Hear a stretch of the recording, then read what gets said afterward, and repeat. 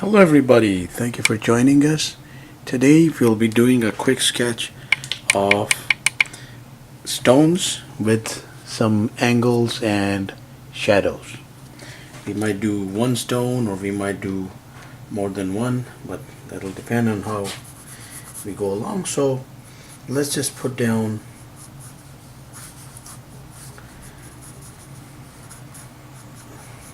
a stone. So this is the soil right here. There is a stone.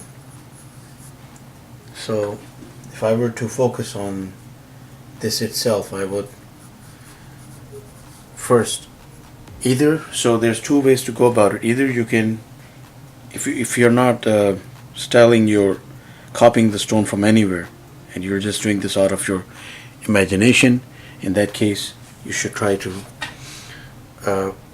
work from two angles. One is an immediate source of light. So let's say that you believe that there's a light coming in from, let's say, from this source here. So it's hitting the stone like this. And what you could do is just try and right from the get-go put in the necessary tones. So stones, like, they don't have any specific surface except that most of the cuts, the angles in it are straighter than they are rounder. There might be a stone in which you might have a dent like this, a rare circular dent, but mostly it's like all straight. So now this part has to be shown in shadow, more or less. So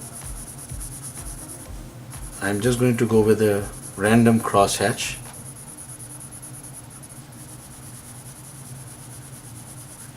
And then I'm going to go like this. So right along the shape, as I've said before in different videos, and I'm pretty sure that artists also do that, crosshatches work best along the shape. And so in this case, however, I've gone like this, which is also along the shape, and this is also along the shape, and you see that it blends quite in an acceptable manner. So this one here is going to be a little lighter, and I give it a dark tone again there, but then make it still lighter as we are now going toward the light. And we're going to give the stone a little more dimension. So I'm going to put in, let's say, a little groove right here, and I'll put in crosshatch that way, going up. I come back to the edges here,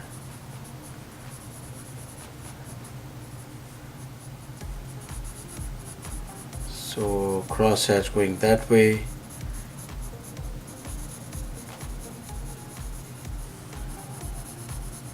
Now when I'm coming to the bottom portion here, or coming back to it, I'm going to make that darkest as it's going down and it is away from the source of light. Now a part of this might be coming outward. Again, that's the thing with stones.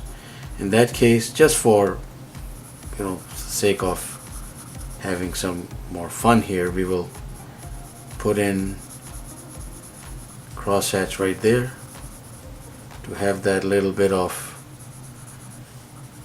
structure coming outward, and then put in some heavy ink to give it that dimension. Now any surface that is rounder than others, you will need to put in the bulge shading. So right here, for example, I think that this little wart here looks as if it's a little rounder than it's straighter, so we put this little bulge off to form a shadow going in and going toward the bottom. So Usually I don't like see that in stones, but it is okay if you're, again, like, this is practice and we are having fun while we are trying to work out some tones and a crosshatch to work for our stone here. So now you'll see that as we are flowing along, I'm switching gears on some of the crosshatch, which I feel might be a little more dense, like right around here, and I feel because that'll give it a little more, it'll give the stone a little more life. That's actually funny, not smart but funny. Stone with life. So I'm putting in a crosshatch here, going here, putting in another crosshatch there. So we will actually do these stone because I think it's been fairly long that I've kept you good people around, and we will just put in some more crosshatch. And once again, stones are just those surfaces, those stones are those objects in which the surface is the fun part of it. And right there I'm doing another bulge there to indicate that that's a little bit of a smoother surface or a smoother projection in the stone. And as you see that it does have the look of stone, so you do not need to crumple it too much, but you need to definitely put in longer and more straighter, lighter, and at times denser crosshatch if you're sketching this. If you're painting this, of course you'll need, believe it or not, even for a single stone, if you want to make it detailed, you'll need a selection of colors to let that tone really come out. So right here our stone is just shaping up. So this area again in light is outward, this is going downward, it's in the dark, and so are these areas. This one most of all with darker tones, and we are just working away here. Made that bulge a little darker and made that a little darker. Now I've used one pencil all through for this. You could use a selection of pencils, and right around here you could even add another, like dimension to it, like another ridge right there, and make that come out like that. Add a little bulge here if you wish, so the bulge shadows, if you would like to call it, and try to like blend one thing into the other. So the essential practice is with this tone,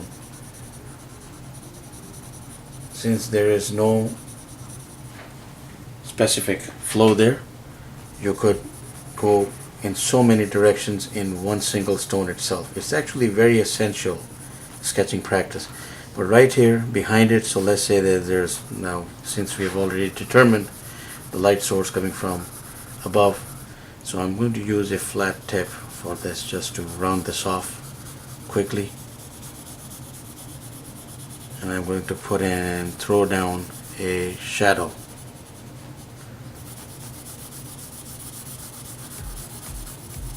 And there we have it, some good old-fashioned cross-hatching to make that essential stone shape So you folks can go ahead and work on your own stone shape, and I don't recommend smudging when it comes to the stone. I'm just trying to make that stand out a little more so that you could see this a little more easily. So there is our essential quick practice of putting down a stone or a stone surface. This could be part of a wall and it'll really add up. So thank you for watching. Please do subscribe. Keep in touch. Have yourself a wonderful day.